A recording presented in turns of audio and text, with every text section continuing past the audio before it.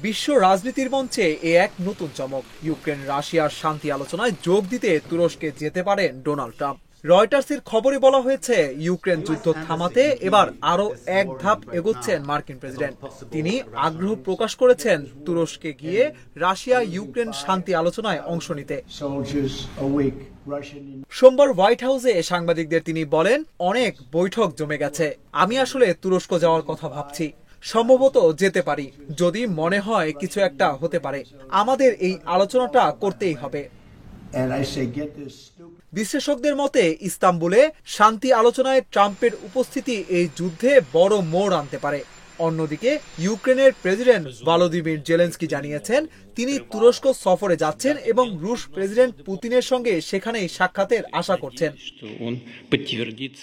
Zelensky এক্সে লিখেছেন, আশা করি রাশিয়া এই বৈঠক এড়িয়ে যাবে না।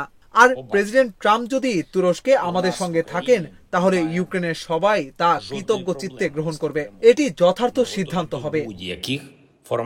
এর আগে গত 11 মে রুশ প্রেসিডেন্ট ভ্লাদিমির পুতিনই শান্তি আলোচনার জন্য ইউক্রেনের প্রেসিডেন্ট ভলোদিমির জেলেনস্কির সঙ্গে সরাসরি কথা বলার আহ্বান জানান।